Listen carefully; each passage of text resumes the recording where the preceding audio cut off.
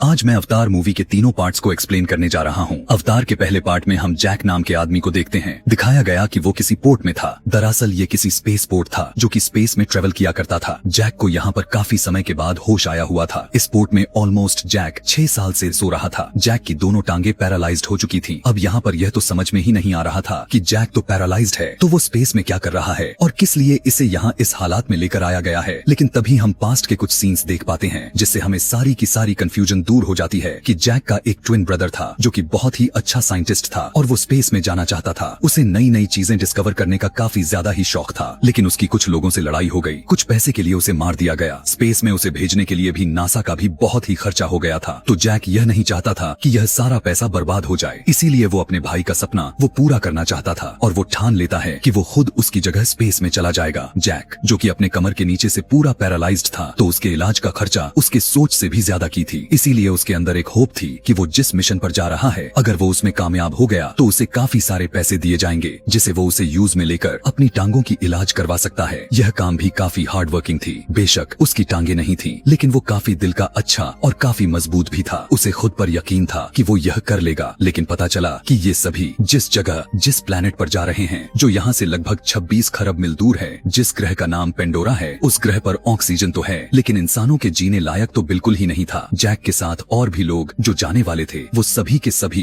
एक जगह पर इकट्ठे हो जाते हैं। यहाँ पर ये सभी अपने लीडर से मिलते हैं। यहाँ पर उनका लीडर उन्हें समझाने लगता है कि तुम लोगों को किस किस तरह से वहाँ के हालातों को फेस करना है और वहाँ पर अगर किसी अजीबों गरीब तरह के क्रिएचर से सामना हो भी गया तो उसे किस तरह से मार देना है। यहीं पर जैक एक आदमी से मिला जहाँ पता चला कि इन दोनों की ट्रेनिंग 3 साल तक एक साथ हुई थी, इसीलिए इन दोनों में काफी बनती थी। यहाँ पर वही आदमी जैक को उसका अवतार दिखाता है। वो बताता है कि इस अवतार में इंसानों के डीएनए के साथ उन क्रिएचर्स के भी डीएनए मिक्स किए गए थे जो कि उस प्लेनेट पर रहा करते थे जहाँ पर ये लोग जा रहे थे। इन सभी का प्रोजेक्ट को स्टार्ट कर दिया गया था, लेकिन तभी वहाँ इस प्रोजेक्ट की लीडर आती है और इनसे बातें कर लेने के बाद वो सीधा इस प्रोजेक्ट के हेड के पास जाती है जो कि एक बिजनेसमैन था और इसी ने इस प्रोजेक्ट को शुरू किया हुआ था। वो उससे पूछने लग गई कि तुम्हारा जैक को यहाँ इतनी दूर लाने का क्या मकसद था। तब हेड कहने लगा कि इसमें कोई मैटर नहीं है, वो बस समझदार है। हेड लेडी को एक बहुत ही कीमती स्टोन दिखाता है और कहने लगा कि यह पत्थर जो तुम्हें दिखाई दे रही है, जो उसी पंडोरा प्लेनेट पर ही मिलेगी और इस स्टोन की कीमत 100 करोड़ पर केजी का है, यानी इसका 10 ग्राम ही 1 करोड़ में बिकने वाला है। इसीलिए तुम बहुत ही खामोशी के साथ होने दो जो यहाँ हो रहा है। अगले सीन में हम देखते हैं कि जैक को यहाँ के अजीब सी मशीन में भेजा जाता है जिसके जरिए वो अवतार यानी यहाँ के क्रिएचर जैसे जो क्लोन को बनाया गया था उसमें चला जाता है। मतलब उसको अवतार के बॉडी में शिफ्ट कर दिया गया था। अवतार के बॉडी में आकर वो काफी खुश दिखाई देने लग गया था। उसके लंबे लंबे कान के साथ साथ लंबे पूंछ भी था। उसकी एक ऐसी चोटी भी थी जो कि आगे चलकर बहुत ही काफी सारे राज को खोलने वाले थे। ऐसा कर लेने के बाद जैक उसी कर्नल से मिला जो सभी को इंस्ट्रक्शंस दे रहा था। जैक उसकी काफी तारीफ करता है क्योंकि जैक पहले आर्मी में था, तो उस टाइम उसकी सारी एक्टिविटीज काफी अच्छी थी। कर्नल भी जैक से कहने लगा था कि तुम बहुत ही आगे जा सकते हो। वहाँ के प्लेनेट्स पर जाकर वहाँ के क्रिएचर्स के साथ साथ तुम ज्यादा से ज्यादा टाइम स्पेंड करना, क्योंकि तुम जितना टाइम उनके साथ स्पेंड करोगे वो उतना ही तुम पर ट्रस्ट करने लग जाएंगे। कर्नल जैक से कहा कि तुम तो यह भी जानते हो कि इस प्रोजेक्ट का हेड भी यही चाहता है कि हम ज्यादा से ज्यादा स्टोन निकाल सकें, इसीलिए उन सारे क्रिएचर्स को वहाँ से हटाना होगा और अगर तुम इस काम को कर जाते हो तो इसमें अच्छी बात तो और भी हो जाएंगी। लेकिन अगर तुम 3 महीने के अंदर ही ऐसा कुछ ना कर पाए तो हमें मजबूरन यानी ना चाहते हुए भी हमला करना ही होगा और जंग छिड़ जाएगी, क्योंकि चाहे हमारी जान क्यों न चली जाए हमें स्टोन को हासिल करके ही रखना है। वो जैक से कहता है कि इसके बदले में मैं तुम्हारी टांगे भी ठीक करवा कर दूंगा। यह सुनकर तो जैक मान जाता है। दिखाया जाता है कि ये लोग उस प्लेनेट पर पहुंच चुके हैं। वहाँ जाते ही जैक जो कि अब अवतार में कन्वर्ट हो चुका था, वो काफी खुश भी नजर आ रहा था। जैसे ही वहाँ के जंगलों में उतरकर जब चीजों को छूने लग गया तब उसने देखा कि वहाँ पर तो अजीबों गरीब तरह के बड़े बड़े जानवर मौजूद हैं। एक अजीब सा जानवर जैक के पीछे पड़ जाता है। अपने बचाव में जैक काफी ऊंचाई से एक झरने में कूद जाता है, लेकिन इस इंसिडेंट से जैक अपनी टीम से अलग हो चुका था। कुछ टाइम के बाद हमने देखा कि जैक वहाँ की एक लकड़ी को तोड़कर उसे नुकीला बना लेता है ताकि यहाँ के जानवरों से अपने आप को प्रोटेक्ट कर सके। ऊपर से टीम भी उसे काफी ढूंढती है, लेकिन उन्हें जैक कहीं पर भी दिखाई नहीं दे रहा था।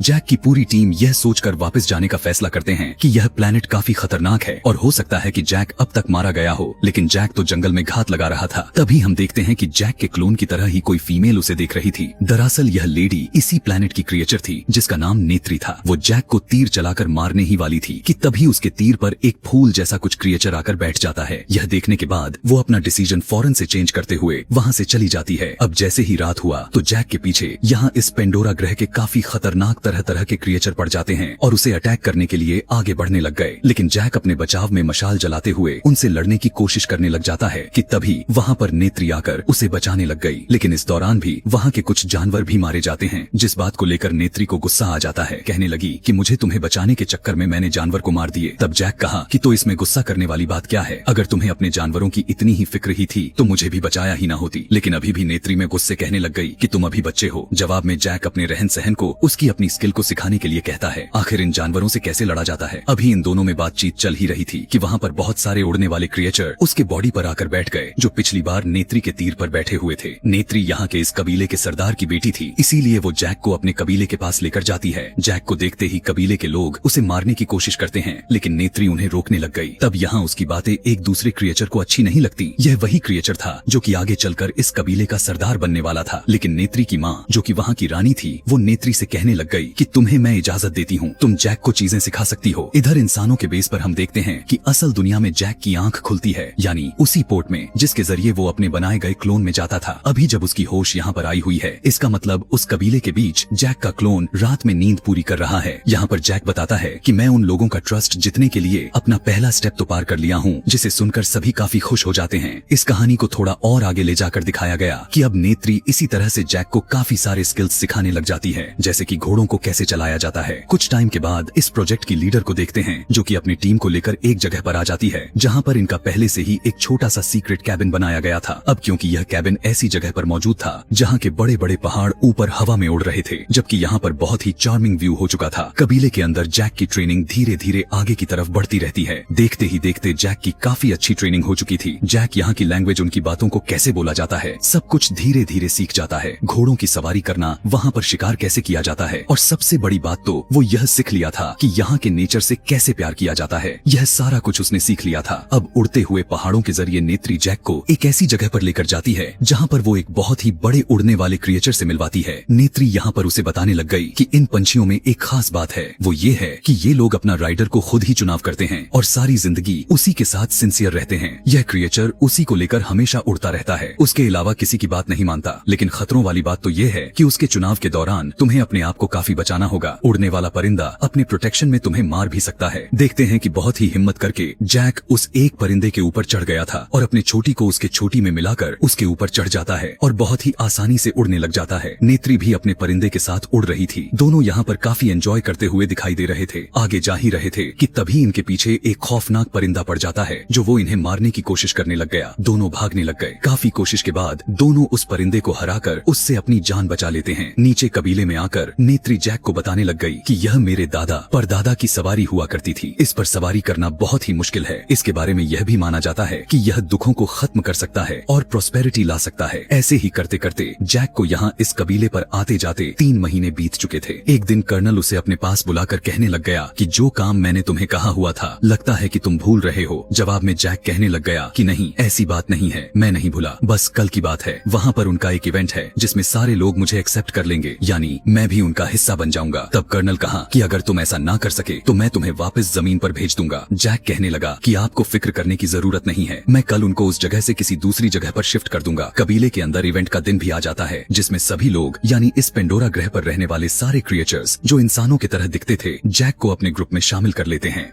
यहाँ पर नेत्री जैक को एवा नाम के पेड़ के पास लेकर जाती है, जो कि उनकी यह पेड़ पवित्र माना जाता है। हमेशा यह पेड़ ग्लो करता रहता था। यहाँ पर बहुत ही प्यार से नेत्री जैक से कहने लग गई कि तुम चाहो तो यहाँ की किसी भी लेडी को चुन सकते हो। यह सुनकर बिना डरे जैक नेत्री से कहने लग गया कि मुझे तो तुम अच्छी लगती हो। उसकी बात को सुनकर नेत्री स्माइल कर देती है। मतलब जिस काम के लिए जैक यहाँ इन कबीले के साथ मिटाप की थी, उसमें काफी बदलाव नजर आने लग चुके थे और यही जैक की और वहाँ बेस पर सबके लिए काफी बड़ी मुसीबत खड़ी करने वाली थी। अब जब कर्नल जैक की ऐसी हरकत को देखा तो वहाँ पर मौजूद एवा यानी पंडोरा की पवित्र पेड़ को अपने बड़े से बुलडोजर से उसे गिराने लग जाता है, क्योंकि अब उससे बर्दाश्त ही नहीं हो रहा था और वो अपना काम को जल्द से जल्द पूरा करके यहाँ से उसे जाना था। यह देखने के बाद तो यहाँ के सारे कबीले वालों को काफी गुस्सा आ जाता है। यहाँ पर यह देखने के बाद जैक उन्हें रोकने की काफी कोशिश करता है, लेकिन इंसान उसकी बातों को कुछ भी समझ ही नहीं रहे थे। यह सब देखकर इस कबीले का वही क्रिएचर जो यहाँ का सरदार बनने वाला था, जैक पर हमला कर देता है, लेकिन नेत्री उसे बचाती है। इधर इस प्रोजेक्ट का लीडर कर्नल से कहने लग गई कि यह जरूरी नहीं है कि उनकी पेड़ों को नुकसान पहुंचाकर उनके पेड़ को गिराकर स्टोन को हासिल करो। क्या पता स्टोन दूसरी तरफ हो। तब तक जैक भी आ गया था। वो कर्नल को समझाने लग गया और वो इस प्रोजेक्ट के हेड से भी कहता है कि आप लोगों को यह स्टोन क्यों चाहिए। वहाँ नीचे कबीले के लोग नेचर को काफी ज्यादा ही पसंद करते हैं। वो मर जाएंगे लेकिन कभी भी यहाँ से नहीं जाने वाले। कर्नल कहने लगा कि हमें इससे फर्क नहीं पड़ता, अगर वो नहीं जाएंगे तो मैं तुम्हें पहले ही बता चुका हूँ कि हम महायुद्ध करेंगे, यानी जंग कल होकर ही रहेगा। लीडर उन्हें समझाने की काफी कोशिश करती है लेकिन बिजनेसमैन तो सुन ही नहीं रहा था। वो बस उन्हें इतना सा मौका देता है कि तुम सभी अपने अपने अवतार में एक बार फिर से जा सकते हो और उनके साथ डील कर सकते हो। यहाँ अब तुम लोगों के पास आखिरी मौका बचा हुआ है। इस प्रोजेक्ट का लीडर लेडी और बाकी के सभी लोग अपने अपने अवतार में चले जाते हैं और दोबारा से उस प्लेनेट पर जाते हैं। जहाँ जाते ही जैक सभी को सच सच बता देता है कि मुझे यहाँ पर इसीलिए भेजा गया था कि मैं आप लोगों को इस जगह से हटा सकूं, क्योंकि उन्हें यहाँ से कुछ जरूरी चीजें चाहिए थी। यह सुनने के बाद तो नेत्री के पैरों तले जमीन ही खिसक जाती है। वो काफी ज्यादा ही अपसेट हो जाती है। चिल्लाते हुए वो जैक से कहने लग गई कि तुमने मुझे धोखा दिया है, तुमने मुझे अपने प्यार के जाल में फंसाया और मेरे लोगों के साथ खेलते रहे, जबकि ऐसा तो कुछ नहीं था। जैक ऐसा बिल्कुल भी नहीं चाहता था कि उनके साथ ऐसा हो। पंडोरा के इंसानों जैसे दिखने वाले लोग यानी क्रिएचर उन प्रोजेक्ट के लीडर और जैक दोनों को बंदी बना लेते हैं। तभी वहाँ पर कर्नल अपने लोगों के साथ आ जाता है। जैक उन्हें ऐसा ना करने के लिए कहा हुआ था लेकिन वो उसकी बातों को नहीं मानते। उन्हें देखते ही कबीले के लोग उन पर अटैक कर देते हैं, लेकिन कबीले के लोग अपनी तीर कमान से उन्हें कितना कुछ कर पाते। इंसानों पर तो कोई फर्क ही नहीं पड़ रहा था। जब कबीले के लोग पीछे नहीं हटते तो कर्नल उन पर बमबारी करने लग जाता है, जिससे हर तरफ आग ही आग लग जाते हैं। चारों तरफ हाहाकार मच जाती है। कबीले के लोग डर कर रोने लग जाते हैं। तभी उसी भाग दौड़ में एक फीमेल क्रिएचर जो नेत्री की माँ थी यानी वहाँ की रानी, वो जैक के पास आकर उसे खोलते हुए कहने लग गई कि हमारी जान बचा लो। लेकिन इतनी ही देर में कर्नल पेंडोरा के सबसे विशाल पेड़ भी गिरा देता है, जो कि उनका पवित्र पेड़ माना जाता था। सारे पेंडोरा ग्रह के लोगों के दिल में डर का माहौल बन चुका था। इनके साथ इतना बुरा किया जा रहा था कि यह नजारा हमारे आंखों में आंसू भरने पर मजबूर कर देगा। सभी काफी दुखी हो चुके थे। उन्हें इंसानों पर काफी ज्यादा ही गुस्सा आ रहा होता है। इसी हमले में नेत्री के फादर यानी इस कबीले के लीडर का भी डेथ हो जाती है। इस प्रोजेक्ट का हेड यहाँ बिजनेसमैन ऑर्डर देता है जैक और उसके इस प्रोजेक्ट के लीडर को अरेस्ट कर लिया जाए, लेकिन तभी उन्हीं में से एक लेडी सोल्जर आती है जो कि यहाँ उन्हीं के साथ प्लेन को उड़ाया करती थी। वो वहाँ पर आकर उन्हें बचाने में उनकी मदद करती है। अब सभी लोग चोरी चुपके से यहाँ से भागने लग जाते हैं, लेकिन इसी दौरान कर्नल उन्हें देख चुका था। उसकी फायरिंग की वजह से जैक के प्रोजेक्ट की लीडर को गोली लग जाती है। अब क्योंकि दोबारा से जैक अपने अवतार में इसलिए आ गया था क्योंकि उसे उसी जगह यानी उसी केबिन में लाया गया था जहाँ पहाड़ पर इनका सीक्रेट केबिन था। लेकिन जैक यहाँ पर देखता है कि यहाँ इस कबीले के सारे लोग किसी और जगह पर चले गए हैं। इस टाइम जैक उसी जगह यानी उसी नजारे को देख रहा था जहाँ पर उनके पवित्र पेड़ रहा करती थी। उन्हें लग रहा था कि जैक गद्दार यहाँ से भाग चुका है और वो इनकी मदद के लिए कभी भी नहीं आएगा। लेकिन इस बार जैक उसी परिंदे पर सवार होकर आया हुआ था जो पिछली बार यह परिंदा उनके ऊपर खाने के लिए हमला किया हुआ था। इसी परिंदे पर नेत्री के पूर्वजों ने सवारी की हुई थी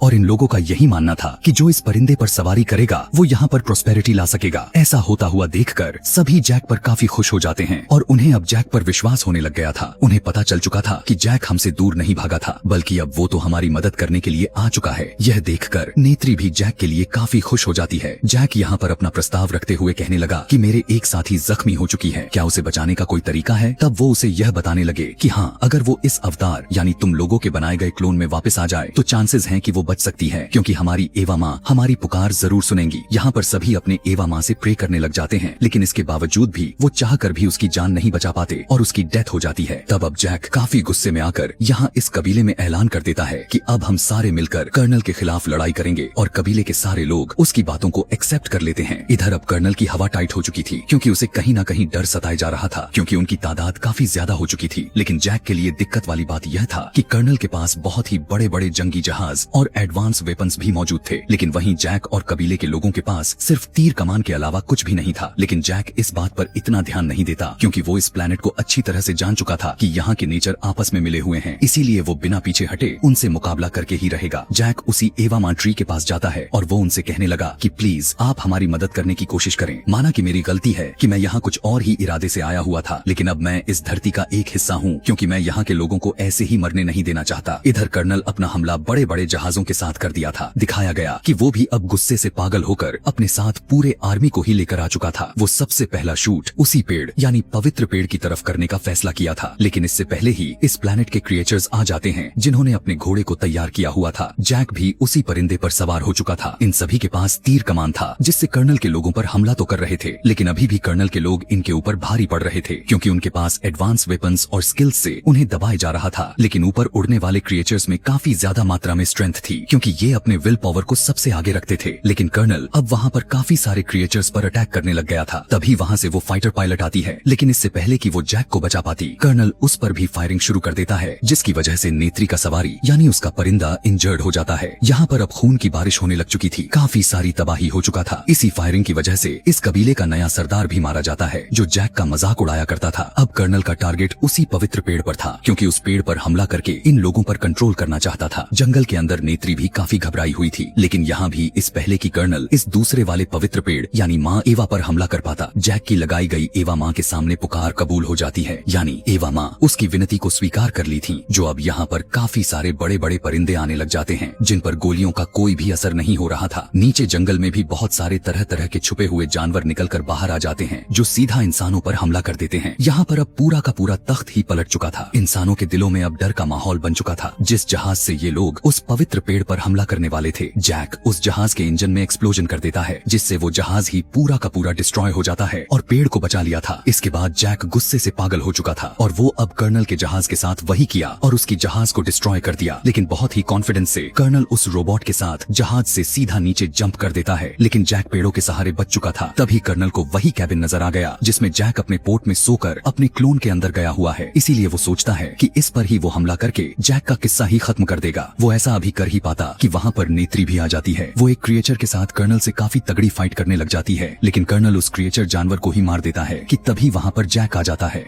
जैक अब अपने ह्यूमन वर्जन को बचाने के लिए कर्नल से फाइट करने लगा था, लेकिन कर्नल जैक की चोटी ही पकड़ लेता है और उसे ऊपर हवा में उठा लेता है। यहाँ पर कर्नल जैक को जैसे ही मारने की कोशिश की, तभी अचानक से नेत्री अपना तीर चलाती है जो जाकर सीधा कर्नल को लगता है। दूसरा भी तीर मारकर नेत्री कर्नल का सांसें ही रोक देती है, यानी इस बार कर्नल का काम तमाम हो जाता है। ऐसा होते ही जैक अपने आप बेहोश हो गया था क्योंकि उसे भी काफी ज्यादा ही चोट आई हुई थी। अब क्योंकि जैक क्लोन बॉडी में जब सोता है या फिर बेहोश होता है तो उसे अपनी ह्यूमन वर्जन में वापस आना ही होता था। यहाँ इस प्लेनेट की हवा कुछ अलग थी, इसीलिए उसे सांस नहीं आ रही थी। लेकिन ठीक उसी टाइम पर नेत्री आकर उसे उसके ऑक्सीजन वाली मास्क पहना देती है जिससे वो सांस लेने लग जाता है। यहाँ दोनों स्माइल करते हैं क्योंकि नेत्री ने जैक की जान बचाई थी और जैक ने नेत्री का प्लेनेट को बचाया हुआ था। कहानी के लास्ट सीन में हम देखते हैं कि बाकी के बचे हुए इंसानों को जमीन पर भेज दिया जाता है और जैक के साथ उसके साथी और कुछ सिलेक्टेड लोगों के साथ कुछ डॉक्टर भी रह गए थे जो कि इन क्रिएचर के साथ मिलकर रहने वाले थे। यहाँ पर अब हमें दिखाया जाता है कि जैक को और उसके बनाए गए क्लोन को उसी एवा माँ के पेड़ के सामने लाया गया था जो सारे लोगों ने मिलकर प्रे करते हुए उसी अवतार कैरेक्टर में बदल दिया जाता है और अब वो नेत्री के साथ और इस प्लेनेट पर हमेशा के लिए रहेगा। यहीं पर अवतार मूवी की पहली कहानी खत्म हो जाती है। अब मैं अवतार के दूसरे पार्ट को एक्सप्लेन करने जा रहा हूँ। यहाँ इस कहानी को थोड़ा आगे ले जाया गया है जहाँ जैक के कुछ बच्चे हो चुके हैं। जैक बताता है कि यहाँ अपने बच्चों के अलावा मेरे 2 बच्चे और हैं जिन्हें अडॉप्ट किए हुए हैं, जिनमें एक मेरी ही पुरानी साथी की बेटी है जो उसको पैदा करने के बाद मारी गई। यहाँ उसी की बात हो रही है जो जैक के प्रोजेक्ट की लीडर जो जंग के दौरान जैक को लेकर भागते टाइम गोली लगने से मर गई थी। और यहाँ एक और बच्चा है जो कि इंसानों का ही है। जंग खत्म होने के बाद जब सभी इंसानों को वापस अर्थ की तरफ भेज दिया गया था तो यह बच्चा इधर ही रह गया। यह सब बच्चे आपस में मिलजुल कर खेलते एक दूसरे का काफी ख्याल रखते हैं। जैक अपने सभी बच्चों को सारी स्किल सिखाता है जैसे कि तीर कमान को कैसे चलाया जाता है, मछली पकड़ना वगैरह वगैरह। यह सभी बच्चे खुश तो होते हैं, लेकिन एक रात जैक उसकी वाइफ नेत्री चमकता हुआ एक तारे को देखते हैं। तारा जैसे जैसे करीब आता है तो पता चला कि यह तो इंसानों की स्पेसशिप है, यानी इंसानों ने एक बार फिर से इनकी दुनिया में यानी पेंडोरा ग्रह पर आ चुकी है। उनके आते ही उनकी स्पेसशिप से निकलने वाली आग की वजह से जंगल में बहुत ही भयानक लग चुकी थी, जिस आग में बहुत से जानवर पलक झपकते ही झुलस जाते हैं। काफी सारे नुकसान होता है। उसके अंदर से इंसान निकलकर बाहर उसी रोबोट के साथ आते हैं जिस रोबोट से कर्नल ने जैक पर हमला किया हुआ था। इंसानों की बहुत ही बड़ी बड़ी गाड़ियां भी थीं जो रास्ते में आने वाली हर चीज को कुचलते जा रही थीं, जबकि इधर जैक की वाइफ नेत्री को रोने के आगे कुछ सूझता भी नहीं। मतलब यहाँ पर यह सब देखकर क्लियर हो जाती है कि इंसान भी कितना गिर जाते हैं कि कुछ कहने लायक ही नहीं बचता। खैर, अब यहाँ पर एक अवतार के क्लोन को दिखाया जाता है जो बिल्कुल जैक की तरह लग रहा था। वो लैब में बौखलाते हुए उठा और आसपास के लोगों को मारने लग जाता है। उसको उसके साथी कंट्रोल करते हुए कहने लग गए कि आप हमारे कर्नल हैं और आप इंसान ही हैं। हमने आपके मरने के बाद आपको मॉडर्न टेक्नोलॉजी वाला एक ऐसी बॉडी दे दी है जिस वजह से आप इस प्लेनेट पर जिंदा रह सकते हैं। आप दिखने में इस प्लेनेट के क्रिएचर की तरह ही लगेंगे, इसीलिए आपको डरने जैसा कुछ नहीं है। इसी तरह से बहुत से इंसानों को ऐसी ही क्लोन के थ्रू जिंदा कर दिया गया था। यानी जो बच कर गए थे वो सभी यानी ज्यादातर लोगों को इसी तरह की बॉडी दे दी गई थी, जो कि हम इन कर्नल के आसपास खड़े हुए लोगों में देख भी सकते हैं। दूसरी तरफ देखते हैं कि जैक अपने कुछ लोगों के साथ मिलकर इंसानों की आ रही ट्रेन को बमबारी करके उसे उड़ा देते हैं, जिसमें उनके हथियार के साथ साथ खाने का सामान जा रहा था। अपने उसी उड़ने वाले परिंदे के ऊपर इंसानों की जहाज को तबाह करने के बाद उनका सारा सामान लुट लेते हैं। जब कर्नल को इस होने वाले नुकसान का पता चलता है तो जैक को जान से मारने का प्लान करता है, क्योंकि जैक ही है जो नावी यानी इस कबीले का लीडर बन चुका है। यहाँ पर कर्नल की सीनियर ऑफिसर उनको बताती है कि हमने जब भी जैक के जंगल में अपने जहाज भेजे, उनके उड़ने वाले परिंदे ने हमेशा उनको तबाह कर दिया और तुम ही वो आखिरी उम्मीद हो जो कुछ कर सकते हो। यह सुनकर कर्नल जंगल में अपने साथियों के साथ पैदल जाता है, पर जैक के बच्चे खेल रहे थे। वो अपनी तरफ इंसानों को आता हुआ देखकर रेडियो की मदद से वो अपने फादर जैक को बताने की कोशिश कर ही रहे थे कि उसी टाइम इंसान यानी कर्नल उन्हें पकड़ लेता है। अभी यह लोग जैक के बच्चे को टॉर्चर कर ही रहे थे कि तभी वहाँ पर नेत्री आकर अपने तीर को कर्नल के एक आदमी को आर पार कर देती है। दोनों में लड़ाई शुरू हो जाती है।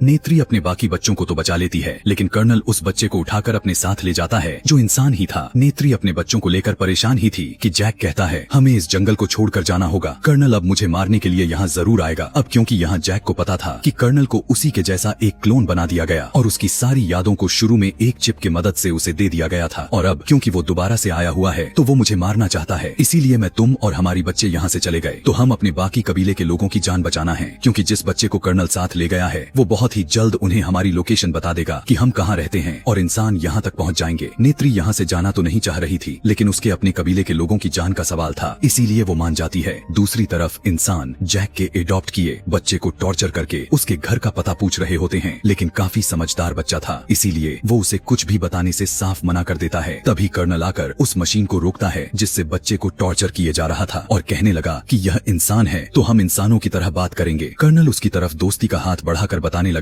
कि मैं तुम्हारा असली फादर हूँ और आखिरी बार जब इस दुनिया पर आया हुआ था तब मैं जानबूझकर तुम्हें यहाँ पर छोड़कर गया हुआ था, क्योंकि मैं तुम्हें अपने साथ लेकर नहीं जाना चाहता था, लेकिन अब मुझे एहसास है और अब मैं तुम्हें वापस अपने साथ अपने धरती पर जाएंगे। उसकी ऐसी बात सुनकर मासूम बच्चा जिसका नाम स्पाइडर है वो मान जाता है कि ठीक है मैं आपको जगह दिखा दूंगा। वहीं दूसरी तरफ जैक अपने कबीले को छोड़कर अपने उड़ने वाले क्रिएचर्स पर बैठकर यहाँ से बहुत ही दूर चले जाते हैं। दिखाया जाता है कि यह सभी पानी के पास में रहने वाले नावी के पास पहुँचते हैं। यहाँ पर रहने वाले लोग तो इसी प्लेनेट के हैं, लेकिन दिखने में उनसे अलग कलर में होते हैं। यहाँ पानी वाले नावी शुरू में इनका मजाक बनाते हैं, उनकी पूंछें देखकर उनकी मजाक उड़ाने लग गए, यह कहकर कि इनकी तो पूंछ ही पतली है और भी बहुत कुछ। तभी यहाँ पर पानी वाले लोगों का लीडर आया और जैक से कहने लग गया कि तुम जंगल के अंदर रहने वाले लोग हो, तुम्हारी यहाँ पानी के पास रहने का कोई जरूरत नहीं है, तुम्हें कुछ नहीं आता कि पानी में कैसे सर्वाइव करना है। लेकिन जैक जवाब में कहने लगा कि हम बहुत ही जल्द आपके तौर तरीके सीख जाएंगे और मुझे मेरी फैमिली के लिए आप लोगों की जरूरत है ताकि वो यहाँ पर सही तरह से जिंदा रह सकें। यह देखकर पानी का नावी लीडर मान जाता है और उन्हें यहाँ रहने की इजाजत भी दे दिया था। अगले दिन जैक के बच्चों को वहाँ के रहने वाले बच्चे घुमा रहे थे, जबकि जैक का बेटा अपने बालों की चोटी वहाँ पानी में एक क्रिएचर से जोड़ता है। वो बहुत ही तेजी से पानी के अंदर तैरता है, जिसकी वजह से उसे तैरने में काफी मुश्किलों का सामना करना पड़ता है। अगले दिन वहाँ के कुछ बच्चे जैक की बेटी यानी किरी को पागल कह रहे थे। इसके अलावा उससे बदतमीजी करने लग जाते हैं, उसको काफी तंग करने लग जाते हैं। तभी वहाँ पर जैक के बाकी बच्चे भी आ जाते हैं और उस तंग करने वाले बच्चों को मारने लग जाते हैं, यह कहते हुए कि तुमने हमारी बहन को ऐसा क्यों कहा। जब जैक को यह सब पता चलता है तो वो अपने ही बेटे को डांटने लग जाता है कि तुमने उसे क्यों मारा, वो यहाँ के लीडर का बेटा है, अब चलो उससे माफी मांगो। जब वो उससे माफी मांगने के लिए गया तो लीडर का बेटा अभी भी गुस्से से भरा हुआ था, इसीलिए वो अब इससे बदला लेना चाहता था। उसके सारे दोस्त उससे कहने लग गए कि चलो तुम्हें एक अच्छी जगह पर लेकर जाता हूँ। वो उसे गहरे पानी में लेकर जाता है जहाँ पर एक खतरनाक मॉन्स्टर रहता था। उसकी सारे दोस्त उसे वहाँ पर ले जाकर उसे अकेले छोड़कर भाग जाते हैं। कुछ ही टाइम ही हुआ था कि एक व्हेल मॉन्स्टर आकर उसके ऊपर अटैक कर देता है, जिस वजह से वो पानी के अंदर डुबाने लग गया था और मॉन्स्टर लगातार उसे खाने के लिए उस पर अटैक करता चला जाता है। यहाँ पर दोनों आमने सामने हो चुके थे कि तभी वहाँ पर एक और बहुत ही बड़ी सी मछली आकर छोटे वाले मछली को अपने मुंह में डालकर पत्थर पर जोर से मारता है और उसको वहीं पर ही ढेर कर देता है। इतनी ही देर में जैक का बेटा पानी में टाइम पर सांस न लेने के कारण वो डूबने लग जाता है। जैसे ही उसकी आंख खुली तो उसने देखा कि उसी मछली ने जो पानी के अंदर मॉन्स्टर को मारा था अब वो उसकी जान बचाई है और वो उसके ऊपर लेटा हुआ है। जैक का बेटा देखता है कि इस मछली के विंग में एक काफी बड़ी सी हुक फंसा हुआ है। तब जैक का बेटा उसे निकालकर उसे अच्छा फील करवाता है, जिससे अब इन दोनों के काफी अच्छी दोस्ती हो जाती है। और यह बड़ा सा मछली जैक के बेटे को पानी में रहने वाले कबीले के पास छोड़कर आता है। जब सभी कबीले वाले नावी लीडर को यह पता चला कि उसके अपने बेटे ने ही जानबूझकर हमारे मेहमान को मॉन्स्टर के पास मरने के लिए छोड़ा, तब लीडर खुद अपने बेटे को ही सजा देने लग जाता है। लेकिन जैक का बेटा कहने लगा कि आपके बेटे की कोई गलती नहीं है, मैंने ही वहाँ पर जाने के लिए कहा, बल्कि वो तो मुझे रोक रहा था। उसकी ऐसी बात सुनकर लीडर के बेटे को काफी शर्मिंदगी का सामना करना पड़ गया था कि इसने मुझे बचाया जबकि मैंने ही गलती की हुई थी, मैं तो उसे मारना चाहता था। उसकी अच्छाई को देखते हुए अब वो इनका अच्छा दोस्त बन जाता है।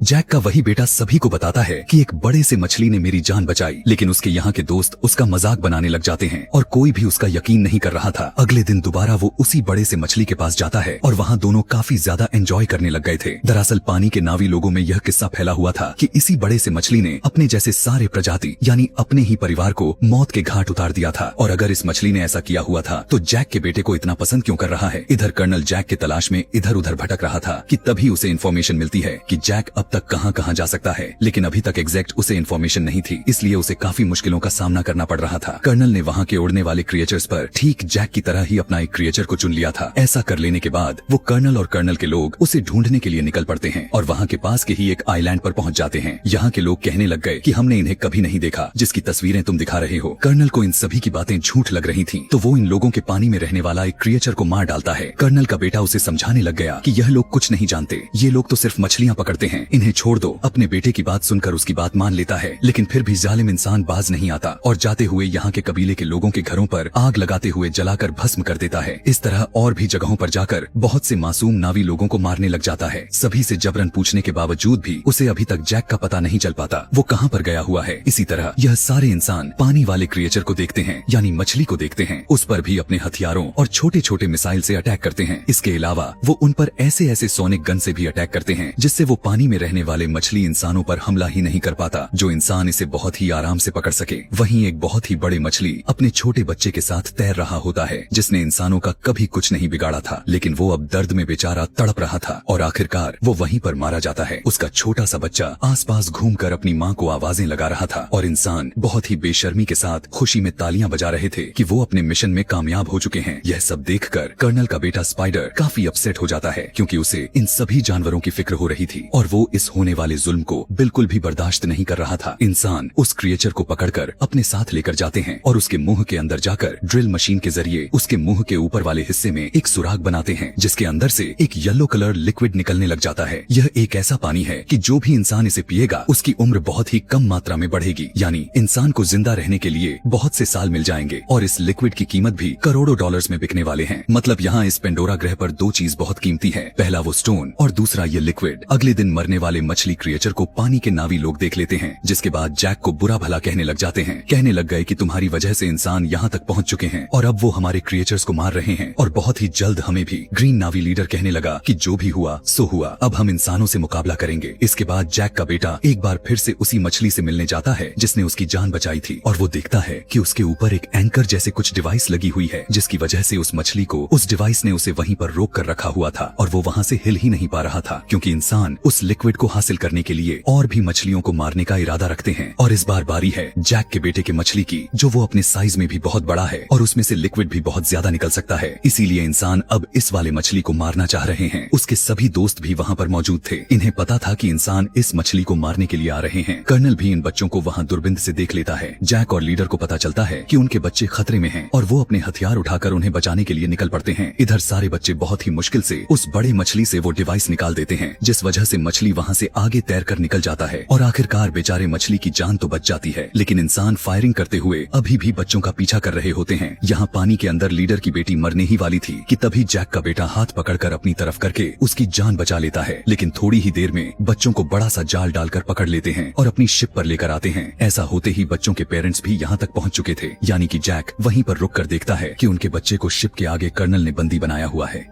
कर्नल कहने लगा कि अगर तुम अपने बच्चों की जान बचाना चाहते हो तो शिप पर तुम सिर्फ अकेले ही आओगे। तब जैक अकेले जाने का डिसाइड करता है। तभी जैक के बेटे का सबसे बड़ा मछली दोस्त पानी के नीचे से एकदम अचानक ऊपर आकर इनके शिप पर चढ़ जाता है और अपने हाथों और पूंछ से वहां खड़े इंसानों को मारने लग जाता है और हर चीज तबाह करने लग जाता है। यह देखकर जैक और लीडर के लोगों को भी मौका मिल जाता है कि वो इंसानों पर हमला कर दें और वो सारे लोग शिप की तरफ बढ़ने लग जाते हैं। इंसानों और इन सभी नावी लोगों के बीच एक घमासान फाइट छिड़ जाती है। बहुत सारे इंसान भी मौत के घाट उतर जाते हैं और कुछ नावी लोग भी, और वो पानी वाला क्रिएचर जो जैक के बेटे का दोस्त था वो इंसानों के शिप के ऊपर से छलांग लगाकर उन्हीं के लोहे की रस्सी से इन्हें दबाकर मार देता है। जैक भी इंसानों का मुकाबला करते हुए बच्चों के पास आकर उनको वहाँ से छुड़वा लेता है। कुछ बच्चे अपने अडॉप्टेड इंसानी भाई जैसे स्पाइडर को भी ढूंढ लेते हैं और वहाँ से भगाते हुए अपनी जान बचाने की कोशिश करने लग जाते हैं, लेकिन उसी भाग दौड़ में जैक के बड़े बेटे को गोली लगने की वजह से उसकी मौत हो जाती है। यह सब देखने के बाद तो उसकी माँ पूरी तरह से टूट जाती है और चिल्ला चिल्लाकर रोने लग जाती है। लेकिन इधर जैक के दो बच्चे को फिर से कर्नल ने पकड़ लिए हुए हैं और वो लोग इंतजार कर रहे थे कि जैक इन्हें बचाने के लिए जरूर आएगा और इसी मौके को देखते हुए हम उसे मार डालेंगे। जैक वहाँ बहुत ही खामोशी से आकर धमाका करते हुए उस शिप का हुलिया ही बदल कर रख देता है। चारों तरफ आग ही आग हो गए थे, बहुत सारे इंसान भी मारे गए थे। उसकी वाइफ तो अब काफी ज्यादा ही गुस्से में आ चुकी थी। वो अब रुकने का नाम ही नहीं ले रही थी। अपने तीर से ऐसे ऐसे तरीके से मारती है कि इंसान वहीं कांप उठते हैं और एक इंसान को इतना बुरी तरह से मारती है कि वहीं पर मर जाता है। यहाँ पर जैक की वाइफ नेत्री बिल्कुल पागल सा हो गई थी क्योंकि उसने अभी अभी अपने सबसे प्यारा बेटा को खोया था। मौका देखते हुए कर्नल जैक की बेटी किरी के ऊपर चाकू रखकर उन सभी को हथियार डालने को कहने लगा था, लेकिन उसी दौरान जैक की वाइफ वहां आकर कर्नल की ही बेटे यानी स्पाइडर पर ही चाकू रख लेती है। यह देखते हुए कर्नल को जैक की बेटी को छोड़ना पड़ जाता है। अब फाइनली कर्नल और जैक के बीच हाथों से लड़ाई होने लग जाती है। काफी घमासान लड़ाई करते हुए बहुत ही मुश्किलों के बाद जैक पानी के अंदर कर्नल का गला अपने हाथों में दबाकर उसे वहीं पर मार देता है और आखिरकार यह जालिम कर्नल पानी में ही डूबने लग जाता है। लेकिन कर्नल का बेटा डूबने से बचाकर उसे पानी से ऊपर लेकर आता है क्योंकि बाप तो बाप ही होता है। जब कर्नल कहता है कि बेटा मेरे साथ चलो, तुम यहाँ पर जिंदा नहीं रह सकते, तब वो उस पर गुस्सा करते हुए अपनी फैमिली के पास चला जाता है, यानी कि जैक के पास। और स्पाइडर को देखकर जैक की फैमिली भी बहुत खुश होती है और उसको पहले की तरह ही प्यार करने लग जाती है। आखिर में जैक ने अपने बड़े बेटे जो गोली लगने की वजह से मारा गया था उसे पानी के अंदर दफन कर देता है और उसे यहाँ पर उसकी सारी पुरानी यादें याद आने लग जाती हैं कि मेरा बेटा जो आज मरा है उसे मैंने हाथों में कैसे उठाया था जब वो पैदा हुआ था और आज मैंने अपने ही हाथों से उसे दफन भी कर रहा हूँ। इस अवतार की कहानी यानी अवतार पार्ट 2 भी यहीं पर खत्म हो जाती है और अब मैं इसके लास्ट पार्ट यानी अवतार 3 को भी एक्सप्लेन करने जा रहा हूँ। तो मूवी की शुरुआत लुआक से हुआ जो इस वक्त पानी के अंदर ट्री ऑफ सोल्स के पास बैठा हुआ है। यह जैक का वही बेटा है जिसकी दोस्ती उस बड़े से मछली से हुआ था। वो यहाँ पर अपनी आंखें बंद किया था और ट्री ऑफ सोल्स की हेल्प से अपनी मरे हुए भाई की सोल के साथ जुड़ जाता है। यह दोनों भाई मिलकर यहाँ खेलने लग गए और अचानक से लुआक के भाई को एहसास हुआ कि वो असल दुनिया में है ही नहीं बल्कि वो तो अपने मरे हुए भाई के साथ किसी और ही दुनिया में खेल रहा है। लुआक के भाई को एहसास होता है कि उसके भाई को सच्चाई के बारे में पता चल गई है, तो वो उसे कहने लगा कि मेरी ही गलती थी, मैं स्पाइडर को बचाते बचाते तुम्हें बचा ना सका। उसकी ऐसी बात को सुनते ही लुआक का भाई उदास हो जाता है, लेकिन फिर अपने भाई से कहने लगा कि तुम्हें उदास नहीं होना चाहिए, स्पाइडर को बचाकर तुमने ज्यादा अच्छा काम किया है। हम तो ट्री ऑफ सोल्स की मदद से कभी भी मिल सकते हैं, बात कर सकते हैं, मगर स्पाइडर तो इंसान है, अगर वो मर जाता तो तुम उससे कभी भी बात ना कर पाते। यहाँ पर हमें यह एहसास हुआ था कि अवतार की यह जो अजीब सी दुनिया है पेंडोरा, इस दुनिया के अंदर हर चीज आपस में बहुत ही ज्यादा मात्रा में कनेक्टेड है। जो भी अवतार मरता है वो यहीं की मिट्टी और पानी का हिस्सा बन जाता है और कभी भी वो अपनों से दूर नहीं जाता। खैर सीन कट हुआ और हमें जैक को दिखाया गया। जैक अपने कबीले का लीडर है और इस टाइम वो समुद्र की गहराई में जा जाकर तबाह हुई इंसानों के शिप के अंदर से बहुत सारी गन्स और एक्सप्लोसिव्स निकालने में लगा हुआ है। जैक को यह जरूर पता है कि उसका दुश्मन दोबारा हमला जरूर करेंगे और इनके पास जो हथियार हैं वो इतने एडवांस नहीं जो इंसानों जैसे चालाक क्रिएचर्स का मुकाबला कर सकें। इन्हें इंसानों से लड़ने के लिए इंसानों जैसे ही हथियार चाहिए थे। बहुत सारे हथियार को इकट्ठा करके जैसे ही वो कबीले में वापस आया तो कबीले के लोग उसकी ऐसी काम से उस पर नाराज हो जाते हैं। कबीले के लोगों को लगता है कि यह हथियार बस अवतार को ही नुकसान पहुंचा सकते हैं।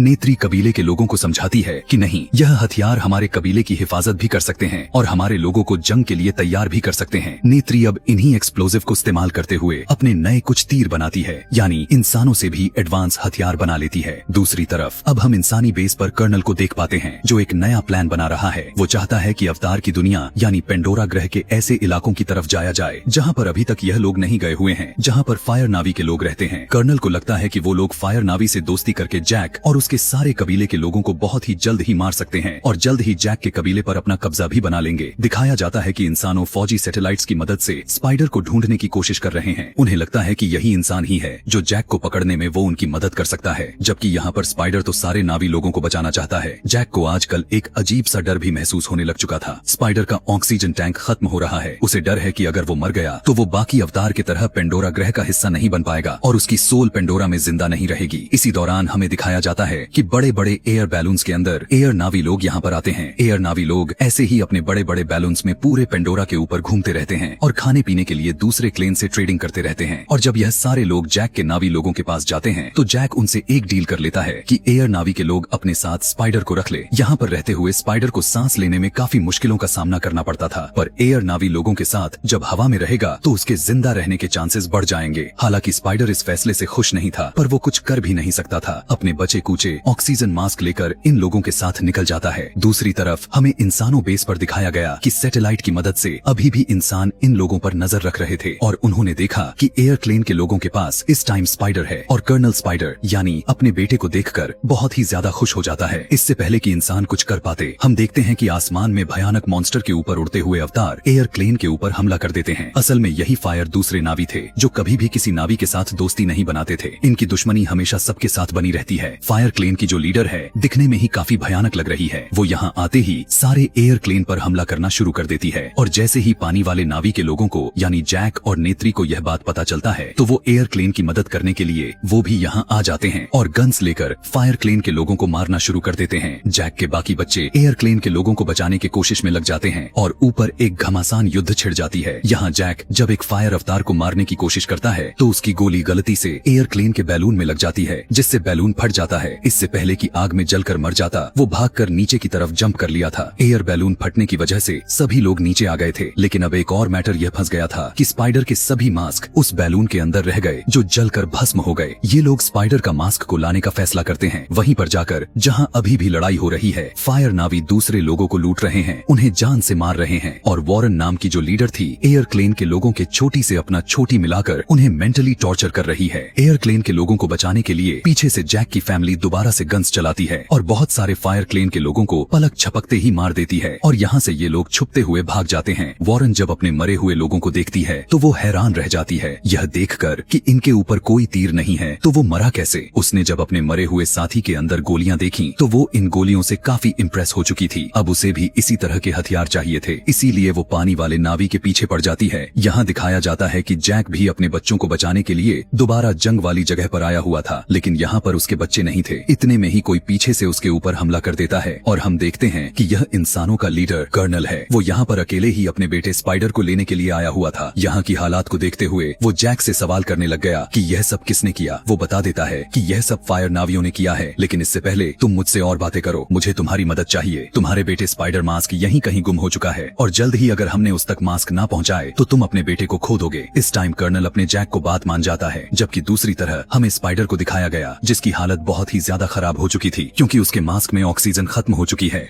लुआक उसे उठाकर यहाँ से भागने में लग चुका था, लेकिन उसके कोशिश का कोई फायदा नहीं था कि तभी लुआक की बहन किरी को एकदम अचानक से अजीबो गरीब तरह के कुछ विजन आने लग गए थे और वो लुआक से स्पाइडर को नीचे रखने को कहती है। फिर वो अपने बालों को ट्री ऑफ सोल्स के साथ जोड़ लेती है और उसके माइंड में कोई उसे कुछ बताने लग जाता है। उनकी बातों को फॉलो करते हुए वो स्पाइडर को एक बिज खिला देती है, जिसकी वजह से स्पाइडर की बॉडी अब अवतार की बॉडी में कन्वर्ट होने लग चुकी थी और अब वो इस पेंडोरा यानी इस अवतार वाली दुनिया में बिना मास्क के सांस ले सकता था। सभी लोग लुआक की बहन पर बहुत ही ज्यादा हैरान होते होते हैं कि उसने यह सब आखिर कैसे कर लिया। तब वो बताने लग गई कि शायद मेरे माइंड में माँ एवा ने कुछ ऐसा ही करने को कहा था। खैर, इस टाइम ये लोग बहुत ही ज्यादा खुश थे और एक दूसरे के गले लग रहे थे, लेकिन तभी फायर नावी लोग इनके पीछे आ जाते हैं और अपने फायर से इनके ऊपर हमला कर देते हैं। वॉरेन यानी उनकी लीडर भी उनके साथ ही आई थी और वो स्पाइडर को यहाँ पेंडोरा के एनवायरनमेंट में सांस लेता हुआ देखकर हैरान हो जाती है। तब किरी कहने लग गई कि यह सब माँ एवा की वजह से हुआ है। यह बात सुनकर वॉरेन को गुस्सा आ जाता है और वो उस लड़की से कहती है कि अगर मैं इसका गला काट दूं तो क्या तब भी तुम्हारी माँ एवा इसे बचाने के लिए आएंगी। ऐसा वो करके बस वो पानी वाले नावी के लोगों को नीचा दिखाना चाहती थी, इससे पहले कि अब वो स्पाइडर को कोई नुकसान पहुंचा पाती। यहाँ पर कर्नल के साथ जैक आ जाता है। जैक और उसके बाकी के लोग फायर नावी के लोगों से लड़ने लग जाते हैं, जबकि कर्नल पीछे से वॉरेन को पकड़ लेता है। वॉरेन अपने छोटी से कर्नल के दिमाग पर कब्जा करने की कोशिश तो करती है, लेकिन कर्नल मेंटली काफी स्ट्रांग था और वो अपने आप को उसके कब्जे से छुड़वा लेता है और इस तरह वॉरेन कर्नल से इम्प्रेस हो जाती है। कर्नल से बातें करते हुए उसके गन को कैसे चलाते हैं उससे पूछने लग जाती है। कर्नल के बताने से वो गन चलाना भी सीख लेती है, जिसके बाद वो और उसका क्लेन यहाँ पर जश्न मनाने लग जाते हैं। असल में वो जीत जो गई थी। पानी नावी वाले काफी सारे लोगों को उसने कब्जे में लिया हुआ था, जबकि यहाँ पर हमें नेत्री को दिखाया गया जो जख्मी थी और उसके लोग उसे अब रेस्क्यू करने में लगे हुए थे। पानी वाले नावी जो यहाँ पर कैदी बने हुए थे वो देखते हैं कि वॉरेन एक बहुत ही अजीब लीडर है। अपने लोगों को अपने पावर से एक खास तरह की ड्रग्स देती रहती है, जिससे उसके लोग मदहोश होकर उसी की पूजा करते रहते हैं। ये अजीब चीजें देखते हुए पानी वाले नावी के लोगों को यही सही मौका लगने लगा था। किरी यहाँ पर अपने बालों को ट्री ऑफ सोल्स के साथ मिला लेती है और ट्री ऑफ सोल्स के जरिए यहाँ के सभी पौधों से कनेक्टेड होकर वो पौधों के स्पाइक से इन सभी फायर नावी के लोगों के ऊपर हमला करवा देती है। पौधे की स्पाइक यानी कांटे तीरों की तरह फायर नावी के लोगों के अंदर घुसकर उन्हें जख्मी कर देती है और जब वो लोग तड़प रहे थे तब पानी के नावी बचकर यहाँ से भाग निकलते हैं। दूसरे सीन में हमें दिखाया जाता है कि जैक की पूरी फैमिली के पास कर्नल आता है और उससे डिमांड करता है कि तुम मेरे बेटे को मुझे वापस दे दो। तब जैक कहता है कि मैं ऐसा नहीं कर सकता, क्योंकि तुम्हारा बेटा ही खुद तुम्हारे दुनिया में जाना ही नहीं चाहता। अब तो वो हमारी दुनिया में सांस भी ले पा रहा है और यह सब कैसे हुआ है मैं नहीं जानता। यह सारे हमारे दुनिया के ही तो चमत्कार हैं। खैर, इस टाइम कर्नल अपने बेटे के लिए खुश तो था कि कम से कम वो जिंदा था और यहाँ पर अच्छी तरीके से सांस भी ले रहा था। यहाँ पर नेत्री भी अपना इलाज कराकर अपने फैमिली के पास वापस आ जाती है और उसके साथ गए हुए सभी लोग स्पाइडर को बिना मास्क के सांस लेता हुआ देखकर बहुत ही ज्यादा खुश हो जाते हैं। हम देखते हैं कि कर्नल भी इंसानों के पास वापस आ जाता है। कर्नल चाहता है कि वो जैक की पूरी फैमिली को मार दे और साथ ही साथ अपने बेटे स्पाइडर को भी यहाँ अपने बेस पर लेकर आए, लेकिन वो जिन इंसान साइंटिस्ट के साथ मिला हुआ है वो इस टाइम सिर्फ स्पाइडर को ही हासिल करना चाहते हैं ताकि उसके ऊपर एक्सपेरिमेंट्स कर सकें कि आखिर वो बिना मास्क के कैसे सांस ले पा रहा है। दूसरी तरफ अब जैक स्पाइडर को लेकर अपने वो साइंटिस्ट दिखाए गए जो उनके साथ ही यहाँ पेंडोरा पर रह गए थे। जैक साइंटिस्ट से पूछता है कि क्या स्पाइडर पहले जैसे हो सकता है। साइंटिस्ट स्कैन करके बताने लग गए कि माँ एवा ने उसकी बॉडी में ठीक अवतार वाली चीजें डाल दी हुई हैं और अब अगर उसकी बॉडी को चेंज की गई तो वो शायद मर जाएगा। दिखाया गया कि स्पाइडर के सर में उसी तरह की चोटी आ चुकी थी जिस चोटी के जरिए अवतार अपने आप को पेंडोरा यानी अपनी दुनिया से जोड़ा करते थे। इधर दिखाया जाता है कि किरी यहाँ पर बहुत ही ज्यादा हैरान हो चुकी थी कि आखिर वो यह सब कैसे कर पा रही थी। हालांकि माँ एवा का कुछ अच्छा सिग्नल या निशान था भी नहीं। वो बहुत ही ज्यादा परेशान हो जाती है तो यहाँ उसके अपने लोग उसे सच्चाई बताने के लिए तैयार हो जाते हैं। उस बच्ची को बताया जाता है कि तुम्हारी मॉम दरअसल एक इंसान थी और उन्हें गोली लग चुका था, मरने के कगार पर पहुंच चुकी थी, इसीलिए उन्हें बचाने के लिए उनकी सोल को अवतार वाली के बॉडी में डाल दिया गया, लेकिन फिर भी वो पूरी तरह से अवतार नहीं बन पाई थी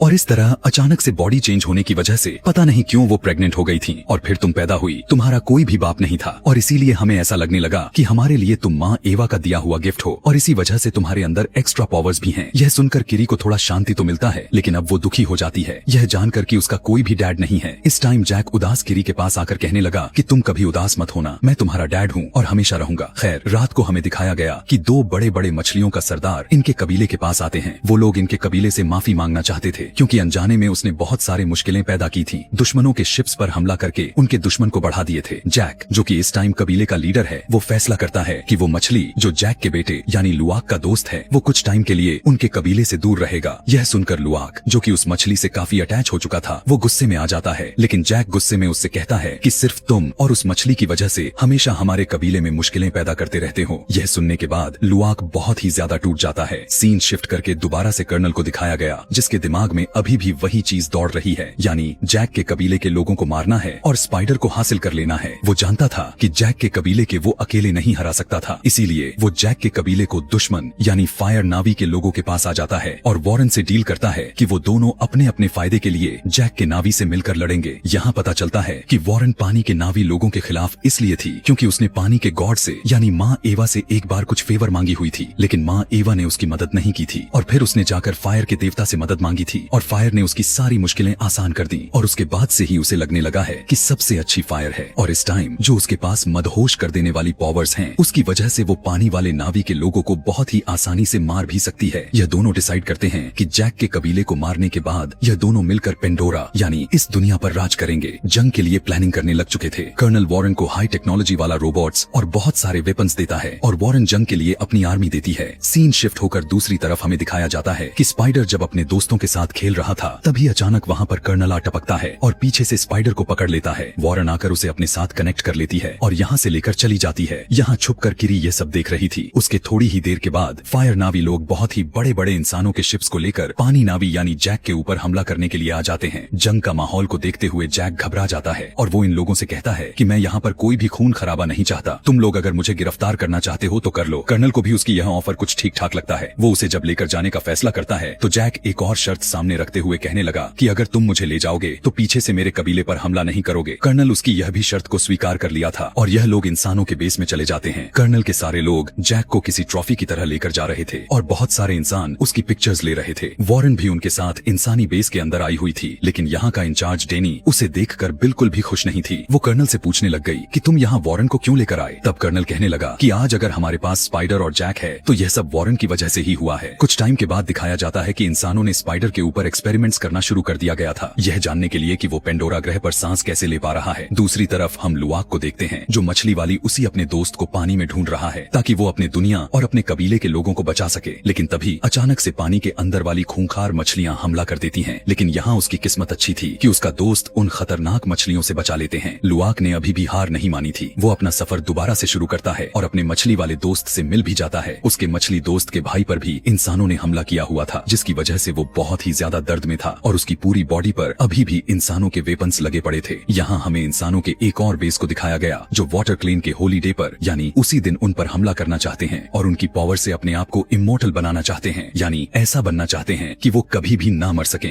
लेकिन यहाँ पर एक साइंटिस्ट ऐसा भी था जिसे यह सब गलत लग रहा था। वो कहने लगा कि हम ऐसा नहीं कर सकते। वो बताता है कि वाटर क्लेन के लोग पेंडोरा ग्रह की एक ऐसी क्रिएचर हैं जो बहुत ही ज्यादा एकत्रित हैं, अपने लिए लड़ने के लिए एकजुट हो सकते हैं, यहाँ तक कि कम्युनिकेट भी कर सकते हैं और हमें उन्हें तबाह नहीं करना चाहिए। दूसरी तरफ अब हमें नेत्री को दिखाया जाता है जो जैक और स्पाइडर को बचाने के लिए इंसान के बेस के बाहर आ चुकी है और दूसरी तरफ स्पाइडर भी अपने आप को एक्सपेरिमेंट रूम से बचते बचाते हुए बाहर निकल आया है। सीसीटीवी में गार्ड्स उसे देख भी लेते हैं लेकिन उस पर अटैक नहीं कर पाते क्योंकि साइंटिस्ट ने उस पर अटैक करने से मना किया हुआ था क्योंकि स्पाइडर पर काफी सारे एक्सपेरिमेंट्स होना बाकी थे। इतने में हम देखते हैं कि नेत्री ने जैक को बचा लिया था और अब वो जैक और स्पाइडर को लेकर अपने कबीले पर वापस आ जाती है। यहाँ पर जैक नेत्री से कहने लगा कि तुम सही कहती थी, इंसान स्पाइडर को एक्सपेरिमेंट्स करके और भी लोगों को उसी के जैसे बना देंगे जिसे इंसान अपना यहाँ हुकूमत बनाने लग जाएंगे, इसीलिए अब हमें उसे मार ही देना चाहिए। वो कहता है कि अभी भी देर नहीं हुई, मैं स्पाइडर को मार दूंगा और उन लोगों को यहाँ रहने का जरिया ही खत्म कर दूंगा क्योंकि इंसान तब तक बाज नहीं आएंगे जब तक वो यह न जान ले कि इंसान पेंडोरा पर किस तरह से सांस लेते हैं और उन्हें इस बारे में पता चल गया तो इंसान हम लोगों को मारकर खुद पेंडोरा ग्रह पर बस जाएंगे और जिस तरह उन्होंने अर्थ को खराब किए हैं इसी तरह उन्होंने पेंडोरा को भी बर्बाद करके रख देंगे। अब जैक जब स्पाइडर को मारने की कोशिश की तो थी लेकिन वो ऐसा कर नहीं पाया क्योंकि उसके सीने में एक बाप का दिल धड़क रहा था। उसने स्पाइडर को अपने बच्चों की तरह पाला था। खैर इस टाइम पर अभी भी इन्हें एक बहुत बड़ा खतरा का सामना करना था। वो जानते थे कि इंसान यहाँ पर कभी भी स्पाइडर को हासिल करने के लिए फिर से आएंगे। इंसानों से वो अकेले लड़ नहीं सकते थे, इसीलिए जैक मदद मांगने के लिए एयर क्लेन के पास जाता है और उन्हें बताता है कि इंसान इस दुनिया पर यानी इस ग्रह पेंडोरा पर अटैक करके इस पर कब्जा करना चाहते हैं और पेंडोरा को बचाने के लिए उन्हें मिलकर लड़ना होगा। इसीलिए एयर क्लेन के लोग भी तैयार हो जाते हैं। एयर क्लेन के लोगों के मानने के बावजूद भी जैक को अभी भी लग रहा था कि वे इंसानों से नहीं जीत पाएंगे, इसीलिए जैक अब पेंडोरा ग्रह के सभी बड़े बड़े मछलियों से भी मदद लेने का फैसला करता है। मगर मछलियों के सरदार इस टाइम कोई भी किसी भी तरह का जंग नहीं चाहते थे, वो जंग लड़ने के लिए इनकार कर देते हैं। लेकिन तभी यहाँ पर लुआक का दोस्त जो मछली था वो अपने जख्मी भाई को लेकर आ जाता है जिसके ऊपर इंसानों ने हमला किया हुआ था। वो अपने मछलियों के सरदार को समझाने लगा कि अगर हमने इनका साथ ना दिया और इंसानों को खत्म न किया तो इंसान हमें ही मार डालेंगे और इस तरह पेंडोरा के सारी बड़े बड़े मछली जैक के जंग का हिस्सा बन जाते हैं। दिखाया गया कि इंसान अब अपने बड़े बड़े शिप लेकर और अपने एयरक्राफ्ट्स लेकर इस दुनिया पर अटैक करने के लिए निकल पड़े हैं। पानी में वो तेजी से अवतारों की तरफ बढ़ने लग चुके थे और उन पर हमला कर रहे थे। ऊपर एयर क्लेन वाले इंसानों से लड़ने लग चुके थे, लेकिन फिर भी इंसान अपने वेपन्स की वजह से इन पर भारी पड़ रहे थे। देखते ही देखते यहाँ का पूरा माहौल ही खराब होने लग चुका था। लेकिन तभी वहाँ पर वही बड़े बड़े मछलियाँ पहुँच जाते हैं जो आकर सीधा अटैक करते हुए बड़े बड़े जहाजों को डुबाने लग जाते हैं। कुछ देर के लिए ऐसा लगने लगा था कि अवतार की जीत होने वाली है, लेकिन ऐसा कहाँ होने वाला था। वजह यह थी कि कर्नल गद्दारी कर जाता है और फायर नावी के लोगों को इन सब में शामिल कर लेता है। अब फायर नावी के लोग भी एयर नावी और पानी वाले नावी के लोगों से लड़ने लग चुके थे और इसी वजह से अब सिचुएशन काफी बुरी तरह से बिगड़ चुकी थी। यहाँ दिखाया जाता है कि किरी, जिसने पहले भी पेंडोरा के गॉड यानी माँ एवा से मदद मांगी थी, वो दोबारा माँ एवा से मदद मांगने के लिए पानी के अंदर चली जाती है और स्पाइडर भी उसी के पीछे जाता है। पानी के नीचे ये दोनों अपने छोटी को ट्री ऑफ सोल्स से अटैच हो जाते हैं और फिर माँ एवा से बात करने की कोशिश करने लग जाते हैं। और यहाँ पर पहली झलक माँ एवा को दिखाया जाता है। ऊपर दिखाया गया कि जंग करते हुए पेंडोरा के लोगों का बहुत ही बुरा हाल हो रहा था। नेत्री यहाँ पर एक औरत को देखती है जो प्रेग्नेंट थी और उसके पास एक बेटी पैदा होती है, जिसके बाद पैदा करने वाली अवतार मर जाती है और मरने से पहले नेत्री से कहकर जाती है कि तुम मेरी बेटी का ख्याल रखना। इतने में हमें दिखाया जाता है कि कर्नल और उसके पूरे ग्रुप की नजर नेत्री पर पड़ जाती है और वो नेत्री को काबू में ले लेते हैं। नेत्री को बचाने के लिए यहाँ पर स्पाइडर आ जाता है और कहता है, मैं जानता हूँ कि तुम्हें मेरी जरूरत है, इसीलिए तुम मुझे ले लो और नेत्री को जाने दो। इन्हीं बातों के दौरान स्पाइडर धोखे से इन लोगों पर अटैक कर देता है। जैक भी आ चुका था और अब इन लोगों के बीच लड़ाई शुरू हो चुकी थी। इनकी लड़ाई अब काफी ज्यादा ही इंटेंस हो चुकी थी। इसी लड़ाई में लड़ते लड़ते स्पाइडर नीचे आग की तरफ गिरने ही वाला था। स्पाइडर को नीचे गिरता हुआ देखकर जैक के साथ साथ कर्नल भी तड़प उठा था, क्योंकि स्पाइडर का असली बाप कोई और नहीं बल्कि कर्नल ही था, जबकि जैक स्पाइडर को पाला हुआ था। यह दोनों मिलकर उसे बचा लेते हैं और तभी कर्नल के आसपास सारे अवतार इकट्ठे हो जाते हैं। नेत्री कर्नल को मारना चाहती थी, क्योंकि कर्नल एक अवतार होकर अवतारों से ही गद्दारी कर रहा था और इंसानों के साथ मिलकर इतना बड़ा कांड किया था। इस टाइम कर्नल को भी अपने गलती का एहसास था, इसीलिए नेत्री के हाथों दोबारा मरने से पहले वो खुद ही आग में छलांग लगा देता है और अपनी जान दे देता है। यहाँ पर हम देख पाते हैं कि सभी मॉन्स्टर्स भी इंसानों के ऊपर हमला कर करके उन्हें खा जाते हैं और बची कुची आर्मी सोल्जर्स यहाँ से भाग जाते हैं और इस तरह अवतार अपने ग्रह को, दुनिया को बचाने में कामयाब हो जाते हैं। फाइनली अब ये लोग इस पेंडोरा दुनिया में आसानी से खुलकर जी सकते थे। मूवी के पोस्ट क्रेडिट सीन में हमें दिखाया जाता है कि स्पाइडर सभी अवतार के साथ मिलकर मूवी के स्टार्ट के साथ दिखाने वाले ट्री ऑफ सोल्स के साथ कनेक्टेड हैं और इसी ट्री ऑफ सोल्स के जरिए वो अपनी मरी हुई फैमिली से, अपनी मरी हुई मॉम से और बाकी सभी मरे हुए अवतार से मिल रहा है। ये लोग यहाँ पर एक साथ बहुत ही ज्यादा खुश हैं। इससे यहाँ यह पता चलता है कि पेंडोरा ग्रह पर जिस भी जीवित लोगों की जान जाती है उन्हें माँ एवा अपने पास बुला लेती हैं। यानी इस ग्रह पर कोई नहीं मरता, बल्कि वो मरने के बाद भी हमेशा के लिए जिंदा ही रहता है। और इसी सीन को दिखाते हुए अवतार के तीनों पार्ट्स खत्म हो जाते हैं। ऐसे ही और भी मजेदार से भरे हुए अलग दुनिया देखने के लिए और कहानी के बारे में जानने के लिए नीचे कॉमेंट में नेक्स्ट लिखें और चैनल पर नए हैं तो सब्सक्राइब करना बिल्कुल